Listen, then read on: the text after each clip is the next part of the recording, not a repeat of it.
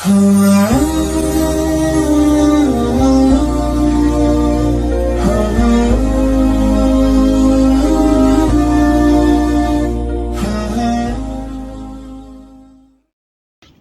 بالله من الشيطان الرجيم.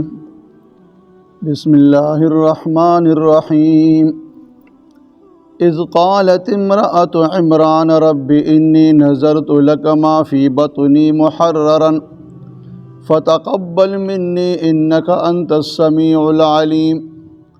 فلما وضعتها قالت رب إني وضعتها أنثى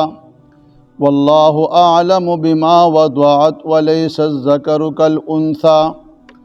وإني سميتها مريم وإني أعيذها بك وذريتها من الشيطان الرجيم. فتقبلها ربها بقبول حسن وأنبتها نباتا حسنا وكفلها زكريا. كلما دخل عليها زكريا المحراب وجد عندها رزقا قال يا مريم أنى لك هذا قالت هو من عند الله إن الله يرزق من يشاء بغير حساب. سبحانك لا علم لنا إلا ما علمتنا إنك أنت العليم الحكيم. د دین روان دی آیاتونو مبارک کې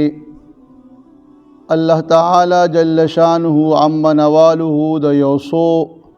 خپل محب او محبوبین پیغمبرانو ذکر وکو اجمالا. اوس په تفصیل سره د هغه محب او محبوبین بندگانو کې د آل عمران په تفصیل سره الله واقعا او قصه بیانوي. آل عمران متعلق پرون ما تاسو ته وویل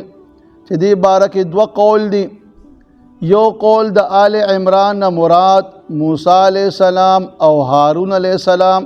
چې د دوی د والد محترم نوم عمران و، او دویم قول کې د آل عمران نه مراد د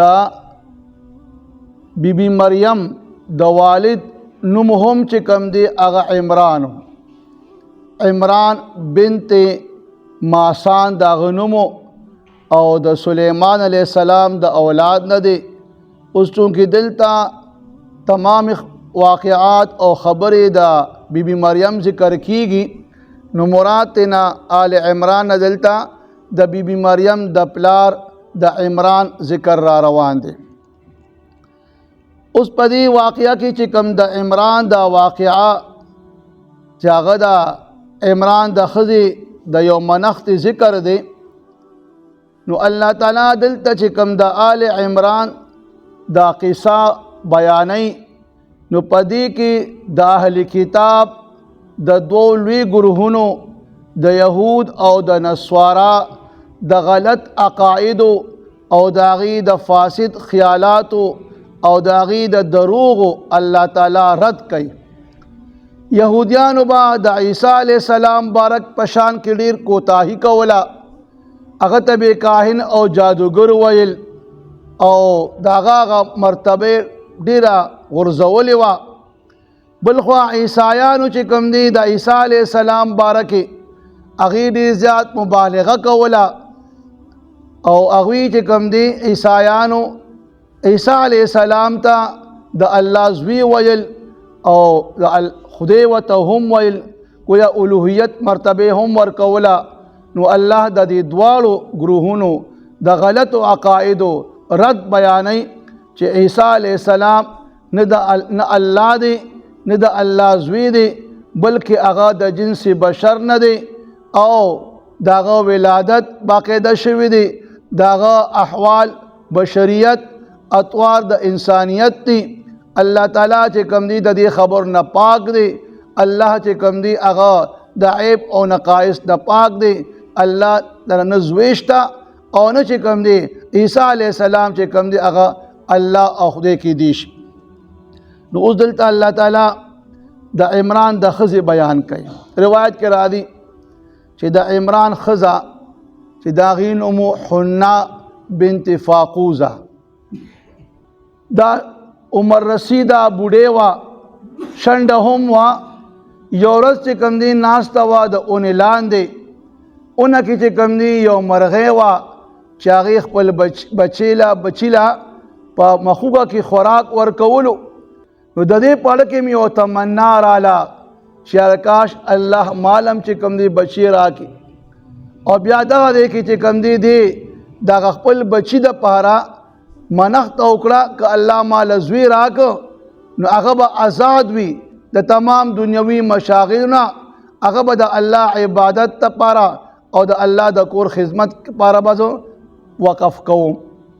نو چې کله دا منښت یې وکړه یا الله که تا ماله بچی راکړه نو هغه به بالکل آزاد وي د دنیا د ضروریاتونه د دنیا مشاغلونه ستا د کور خدمت دپاره به دا چې کوم دی ما وقف کړی دی وي دغه دی کې چې کله دی دا تمنا وکړه نو دا عمران وي ناستو نو هغه په اړه کې دا خبر راله او د خپلې ښځې ته ووایي که فرقه دا ستا لورو شي بیا به څه کوې نو دغه دی کې چې کوم دی چې کله دا خبرې دې میس کې وشولې او بیا د دې حمل وشو بچی په خېټه کې راغې دغه دوران کې چې کوم دی د دې دا خاوند عمران دا د بیت المقدس امام مو او د قربانۍ متولی مو نو چې دی دا د دې خپل بچی د پیدایش نړوان دی وفات شو اوس دغه دی کې الله تعالی د عمران د ښځې بیان ذکر کوي الله خپل حبیب ته فرمای اذ یاد کا هغه وخت قالت المرأة چې کله وویل ښځې عمران د عمران چې هغه حنا بنت فاقوزه وه هغې څه وویل هغې الله ته سوال وکړو رب انی نظرت لک ما فی بطنی محررا کله چې هغه حامله شوله الله د هغې دعا قبول کړه په خېټه بچی راغی دی الله ته سوال وکړو چې یا الله زه منښت کوم ستا د په نوم باندې د هغه څیز چې کوم زما په خېټه کې دی ما فی بطنی محررا چې دا دی به آزاد کړی شوي وي د دنیا تمام مشاغلونه صرف ستا عبادت او ستا د کور خدمت دپاره دی زه وقف کوم نو فتقبل مني پس یا الله دا زمانه قبول کړي انک انت السمیع العلیم بشک تو زما دا دعا زما دا خبره او خو اوریدونکي او زما په نیت باندې خو خبره چې زه خالص تا دا رضا د پاره ستا د کور د خدمت د پاره ستا د عبادت د پاره دا خپل هغه څه چې زما په خېټه کې دي دا زه آزادوم او ستا په نوم باندې زه منښت کوم هغه زمانه کې به خلکو منښتې کولې او د یهودیانو شریعت کې هم دا وه چې کالک به پیدا شو نو هغه به چې کوم دی دغه الله د کور خدمت کولو چې کله بالغ شو بیا به ته اختیار وکړی شو که ته د الله په کور کې یې او که نه دنیاوي مشاغلو کې بیا مشغولیږي دغه شان به دوی دا منښتې کولې خو د جینۍ منښت چا نه کوله ځکه چې جینۍ د الله د کور خدمت کولی نشي په جینکو باندې چې کوم دی مهواریم راځي د الله کور ته راتلیم بیا نشي خو چې کله دی دا منښت وکړه او بیا چې کله د دې بچی کله پیدا کېدو نو فلما وضعتها الله یې پس هر کله چې کله دی وزېږولو دغه بچی لره چې هغه جینۍ وه نو دغه دی کې دا ډېره افسوس او حسد ورته راغی ډېره پریشانه شوله الله ته اوس خپل عذر پیش کوي چې الله ما خو منښت کړې وه او د دې مقصد هم دا چې الله ماله زوی راکړي په دې سوال کې هم دې خبرې ته اشاره وه چې الله نه زوی غوښتو ځکه چې د جومات خدمت هلکان ښه کولی شي نو چې کله لورې وشوله جینۍ وشوله نو الله ته اوس بیا هغه خپل عذر پیش کوي قالت رب انی وضعتها انثى وویل دی بیبي د عمران دی ښځې وویل چې الله ما خو وزېږوله جینۍ او جینۍ پیدا شوله خو اوس دغه دی کې چې کله دی الله ته دا خپل عذر پیش کو یو قول دا دی چې دا په خپله باندې بیا وایي چې والله اعلم بما وضعت اوس الله ښه عالم دی په هغه چې کوم دی زیږولې دي گویا الله په خپل کارونو باندې ښه پوهېږي الله به دې کې څه حکمت او مصلحت وي چې مال د الګ په دې باندې جینۍ راکړم او یا دا د الله قول دی چې الله ښه پوهېږي په هغه باندې چې کوم دی وزېږولو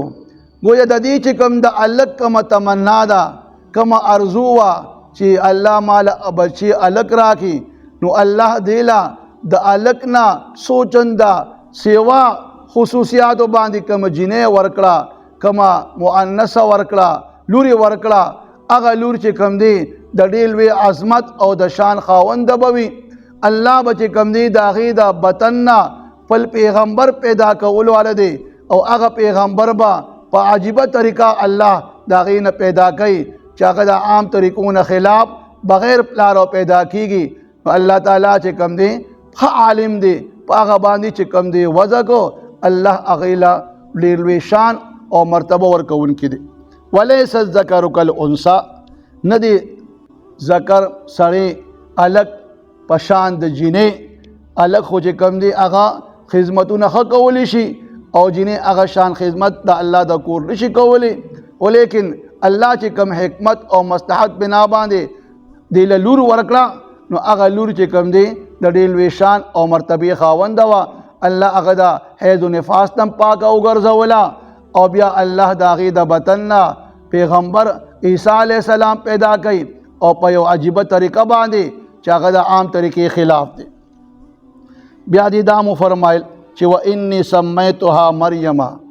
بېشکه یا الله ما د دې نوم مریم کېښوده مریم چې کوم دی د دې په ژبه کې عابدې ته ویلی شي عبادت گزار د الله قرب حاصلولو والا د الله وړاندې خشوع او خضوع کولو والا د دې په ژبه کې دې ته مریم ویلی شي یا الله ما د دې نوم مریم کېښودو دا به عابد وي عبادت کوونکې به وي ستا قرب به حاصلی او ستا وړاندې به خشوع او خضوع کوونکې وي او بیا دغه ولادت دوران کې دی یو سوال مو کو وإني أعيذها بك وذريتها من الشيطان الرجيم یا الله بشک زه دا خپل لور او د دې اولاد ستاله پناه کې در کوم د شیطان مردود نه گویا شیطان مردود بدوی ته نږدې کېدی نشیا روایت کې راځي د الله پیغمبر فرمای هر بچی چې کله پیدا کیږي نو دا شیطان هغه مسه کوي یو چونګاره پې لګوي او دغه دی کې بیا هغه چغه وخي لیکن دغه دی کې بیبي مریم د عمران ښځې د دې خپل لور دپاره د هغې د اولاد دپاره الله ته سوال وکړو چې الله زما اولاد زما دا لور او د دې اولاد چې کوم دی د شیطان د مسې نه وساتې نو الله تعالی چې کوم دی روایت کې راځي چې صرف دا دوه کسه مستثنا دي چې الله تعالی چې کوم دی هغه د پیدایش په دوران کې د شیطان د مسې نه مستثنا ګرځولي دي خو په دې کې ویدي ته په دې خبره باندې افضلیت په تمام نور پیغمبران باندې حاصل نه دی اگر که نور پیغمبرانو شیطان مسه کړي وي خو لیکن الله تعالی چې کوم دی خپل مخلصین بندگان د شیطان د اثراتو نه الله محفوظ ګرځولي دي ابراهیم علیه السلام موسی علیه السلام زمونږ خو پیغمبر گویا په دې کې دې خبرې ته صدا افضلیت نشته چېرې که چاله دا پیدایش په وخت کې شیطان مسه نه کو نو دی په تمام پیغمبران باندې غوره وي روایت کې راځي د الله پیغمبر فرمایل چې عمر الله په کومه لار باندې تیریږي شیطان هغه لاره پرېږدي او تښتي نو گویا په دې کې د عمر فاروق ورواله خو ذکر دی خو تمام افضلیت په پیغمبرانو خو ذکر نه دی صرف د هغه شان او مرتبه د الله پیغمبر ذکر کړه چې عمر په کومه لار تیریږي شیطان هغه لار نه تېښته کوي نو دغه دی کوم دلته که دې دواړه د شیطان د مس نه او د هغه د مسه کول نه بچ شو نو دا د دوی په تمام نور پیغمبران باندې څه افضلیت خبره نه ده او د الله پیغمبر چې کله دا دعا وغوښتله د بیبي مریم مور عمران ښځې نو چې کله بیبي فاطمه نکاح وشوله د الله پیغمبر د هغې کور ته راغی او عمده دعا یې وغوښتله چې اللهم انی اعیذها بک وذریتها من الشیطان الرجیم الله پیغمبر د هغې دپاره هم دا دعا وغوښتله نو فتقبلها ربها بقبول اوس روایت کې راځي چې کله دا بی مریم پیدا شوله مور چې کوم دی په یو کپړه کې راغونډه کړه او بیت المقدس ته راله. هلته چې کوم دی مشایخ د بیت المقدس منجوران ناستو تقریبا 20 کسه چې هغوی به د بیت المقدس خدمت کولو. دی ورته آواز وکړو چې ای منجورانو دا یو وړه غوندې منښته ده دا قبوله کړئ. هغوی په منډه منډه رال چې دا خو زمونږ د امام لور ده ځکه عمران چې کوم دی د بیت المقدس امام و.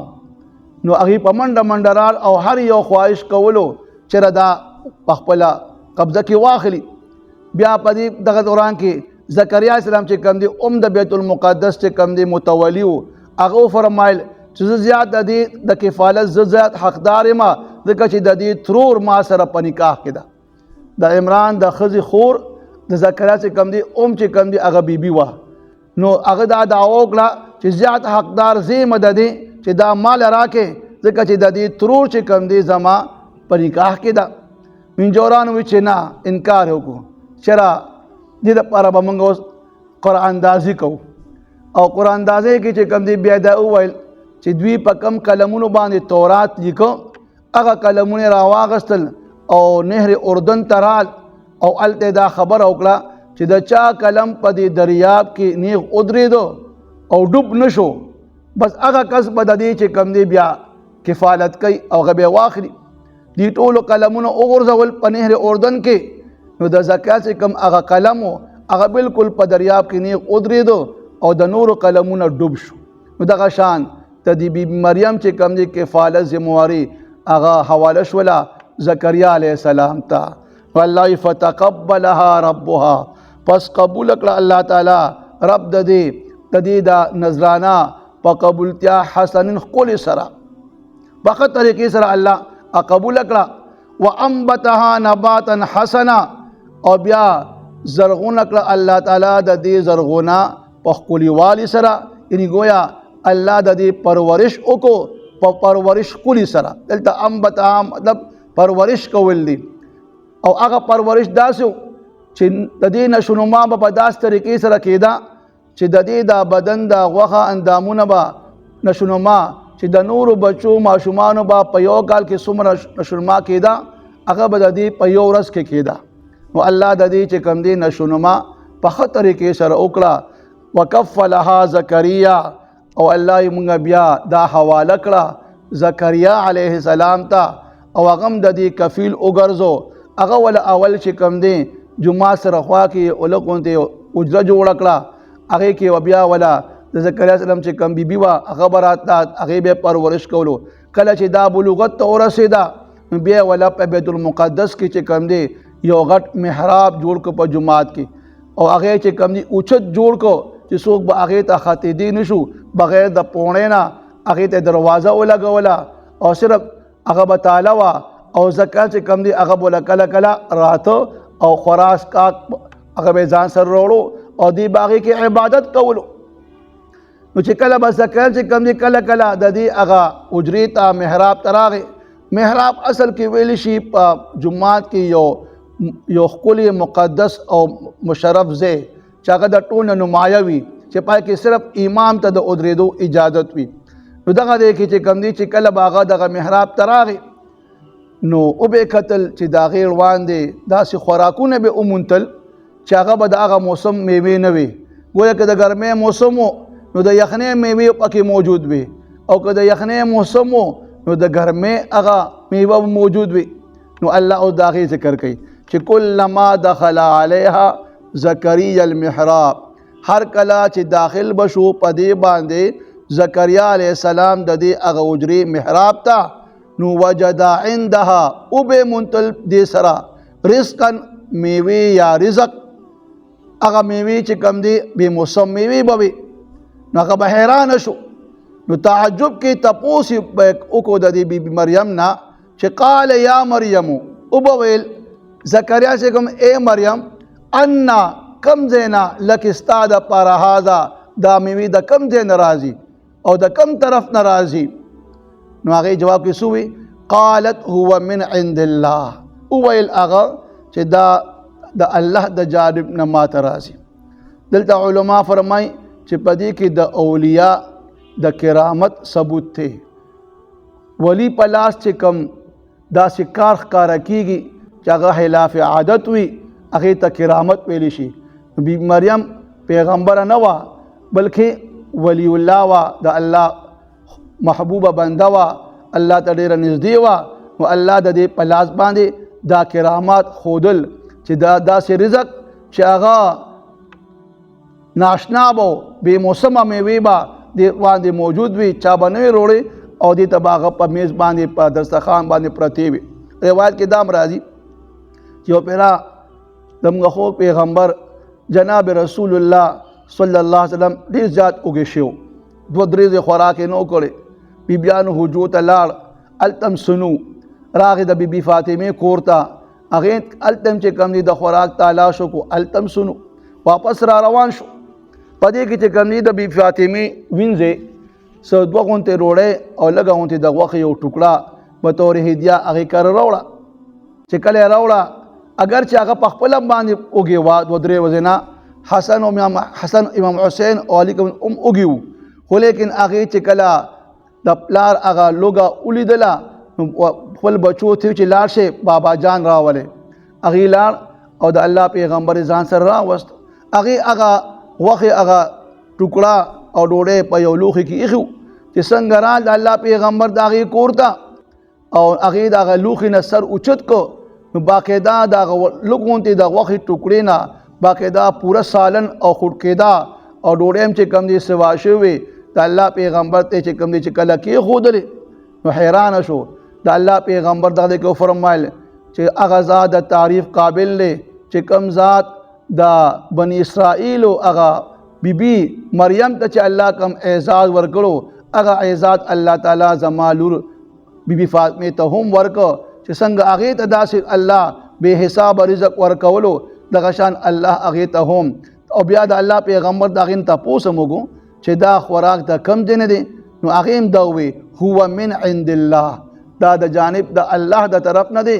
دغه دی کې د الله پیغمبر د الله تعریف بیان کو او وی فرمایل چې الله زما لور بی مریم ته هم بیبي فاطمې ته هم هغه شان او مرتبه چې کوم د بني اسرائیلو بیبي مریم وا هغې ته ورکړو هغه شان الله زما لور ته هم ورکړو.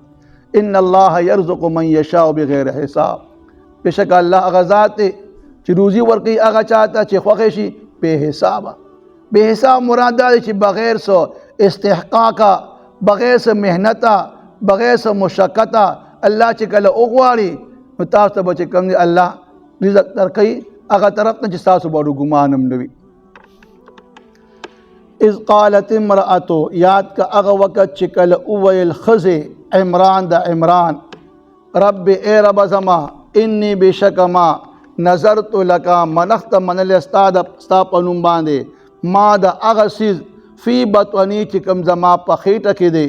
محررن آزاد کړی شوی چې دی به د دنیا کارونه آزاد وي، صرف ستا عبادت او ستا د کور خدمت به کوي. نو فتقبل مني، بس یا الله دا قبول کی زمانہ، انک انت السمیع العلیم، بېشکه ته ښه زما دا فریاد زما دا خبرې اوریدونکي او زما په نیت باندې خبردار. فلما پس هر کله وضعتها کله چې د عمران دی ښځې چې حنا بنت فاقوزه هغې وزېږوله،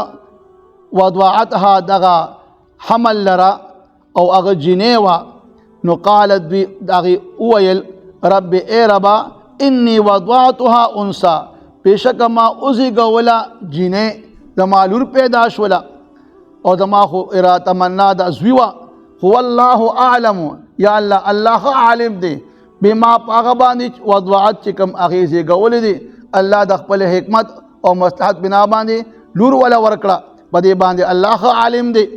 ولیس الذکر کالانثی، نه دی ذکر مرد او سړی الګ کالانثی په شان د جینۍ.